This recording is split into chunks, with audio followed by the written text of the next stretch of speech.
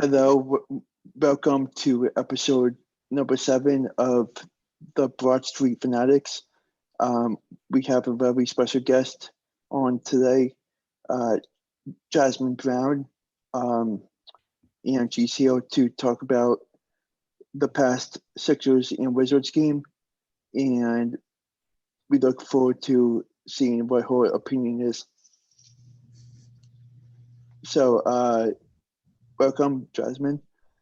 Thank you. Thank you for having me on. Yeah, so Welcome. our first question is what were your what were your thoughts on game two? On the second game of the Sixers Wizards series? Yeah, honestly, I'm not gonna lie, I feel like the game was worse than the first one. I feel like they had a chance in game one, but I feel like whatever they should have planned for, it just never happened. I feel like the the game changes that Scott Brooks should have made. He didn't make them. I mean, he's still the three guard lineup. It's not working, and he's going to Neto. He's hasn't been productive, and Bertans has not been productive. So it's just a lot of changes that he needs to make, and I feel like he didn't make them at all. Yep. Alex, go ahead. Your question. Uh, so my second question was, but what do you think the Wizards need to do to be better as a whole?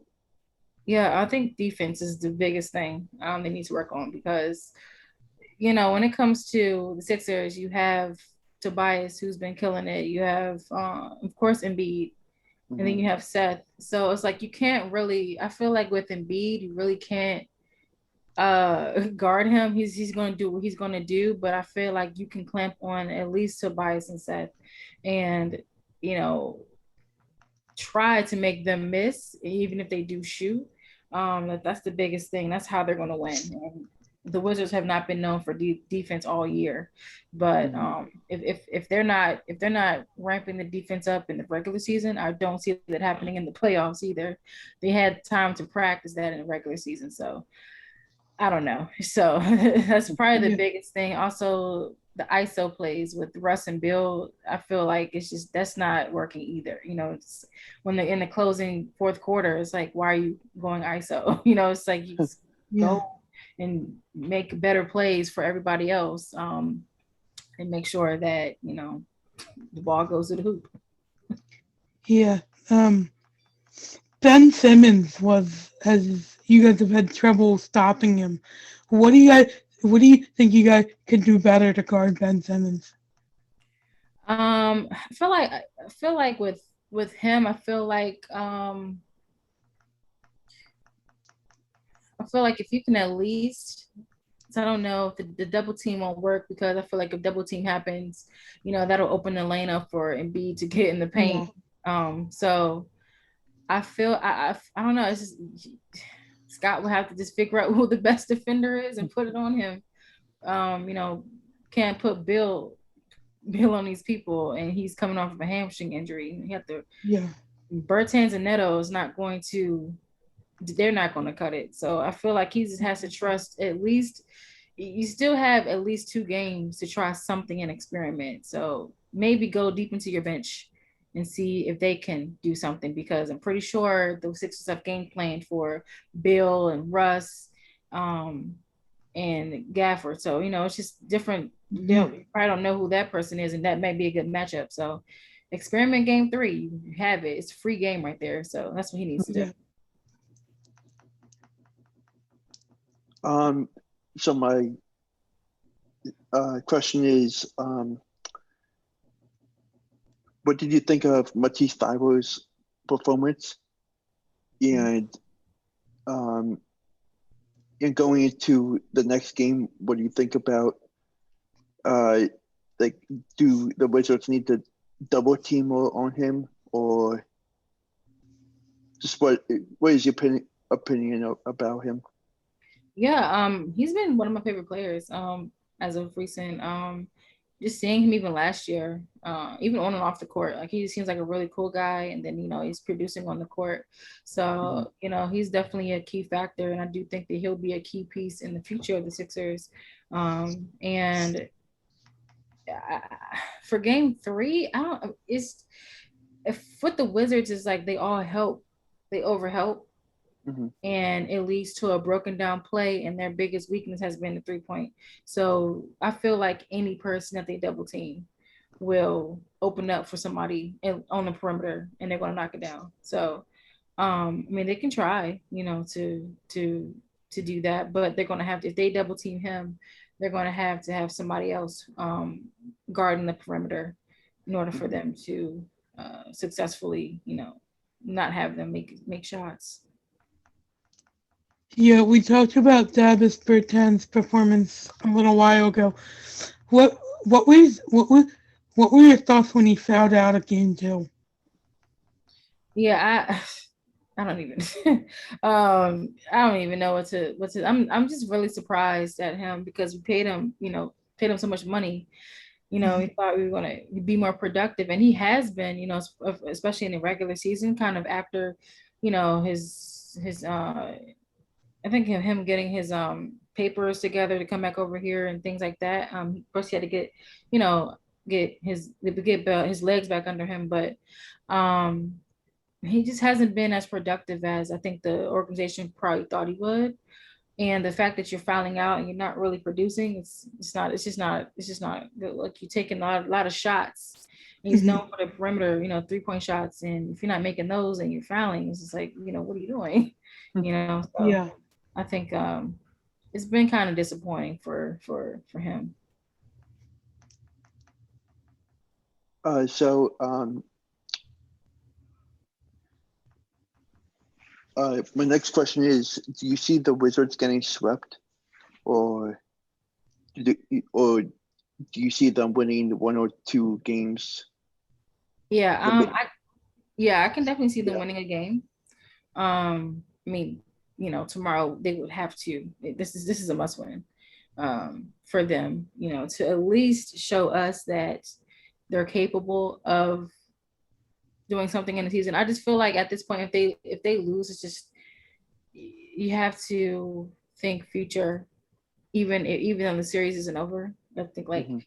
what players should stay. Of course, right now Scott Brooks is definitely probably on the hot seat. Maybe I'm not sure, but a lot of that, even the contracts is like who should you build around and things like that. I feel like the home games will definitely make a lot of more sense and bring more clarity to what they should do. Mhm. Yeah. If the Sixers advance, um, how far do you think the Sixers would go? Do you think either the Hawks or the Knicks will beat them, or where do you think the Sixers would end up if they advance? Do you think they'd be able to make it all the way to the finals? Yeah, I mean, I definitely think they have a chance to make it to the finals. If not, I can definitely see them making it to um the conference finals. Yeah. I mean, I know a lot of people mock the trust the process, but it looks like it's working. Yeah. Um, yeah, it's like, of course, Embiid, I'm sorry, yeah, Embiid and Simmons got hurt, in their first year when they got drafted, but now they're healthy and they've been back, and I feel that they've also added the pieces that they're supposed to have, and I mean, I don't know if it was a tank effort. I don't know if it was just an actual front office thing. But I mean, it's definitely worked out, and they ended up being the number one overall. So, uh, especially to take advantage of it, of course, because the Nets, they've been injured, and Yeah. everybody else just hasn't caught up. But they've definitely shown. I think they are. I think they are a dark horse to win it all. They can definitely be a dark horse because, of course, the focus isn't on them, so they can definitely sneak up on a lot of people. But I do think I think they've done a really good job in building. Uh, so um, so I just wanted to know your NBA Finals prediction and your prediction for the MVP and Defensive Player of the Year. Yeah. So I think For my finals prediction, I would say I'll probably go Nets and the popular probably Nets Lakers. And then to like take a stab at another team, I would probably say Nets, uh Nets, maybe Jazz, maybe. Um I think those will probably be like my two kind of picks for now. And then MVP, I'm still on Jokic, getting it. So I haven't wavered from that. I think he's done a really good job, even though people are like, underestimating his role. But I think it belongs to him. And for a defensive player, um, see, I'm not sure about the defensive player. Might need a little time for the defensive player. Might need a little time for that one. Yeah. So, my question. I have one more question before we wrap up. What were your thoughts when you were watching the game on Sunday, or not Sunday? Excuse me, or Wednesday when the fans started dumping the popcorn on Russell Westbrook?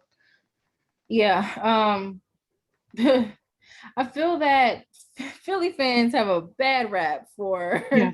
doing these things, because I'm a Cowboys fan. I know how Eagle fans are. So, yeah, I don't know, but it wasn't just that person. It was also happened in the Knicks game, and then also happened in the Jazz game. Yeah. So yeah, I don't know. I don't understand why fans are acting out. You have the luxury of coming back.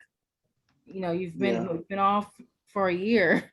You would think that you would act accordingly, but I guess people are still going back to their old ways. Yeah.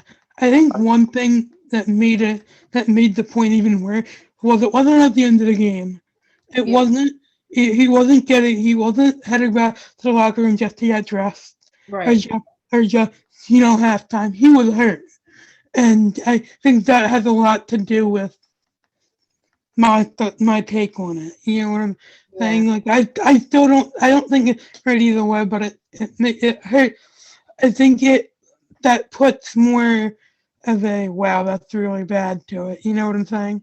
yeah. It's like he was in a vulnerable position because he was hurt, and then you saw him getting held back. It's like, if he did go up, he could have gotten hurt even more, if he Mhm. were to, go go to that fan. So I just Yeah, feel like fans, I know that fan, all of them got banned, but I just feel like moving forward, all the fans just need to just relax and enjoy the game. You can, of course, engage in, trash talk. That's going to happen, but you know, objects and spitting and things like that just shouldn't be yeah, going on. I think that I feel like something is going to happen in Boston tonight It because might with happen. Kyrie back, Yeah, definitely. and I've been hearing a lot of stuff about this game tonight, and I won't be surprised if something like last night will happen at the TD Garden. Yeah, I wouldn't be surprised. They've Yeah, already been talking about it. Um, and then I think, yeah, I think I've heard like, oh yeah, I never experienced that in the arena. I'm just like, it's there. It's there. yeah, So yes, it's gonna be. I think tonight's gonna be a very interesting interesting night. yeah. Um, but if not, I'll be very surprised. But that's a long stretch. mhm. Okay, this has been episode number 7 of the Broad Street Fanatics, and thank you, Jasmine, for taking your time out of your day to talk Sixers and Wizards, and looking forward to seeing the conclusion of this series. Thank you. Thank you so much for having me. Appreciate it. Yeah, no worries. Thank you.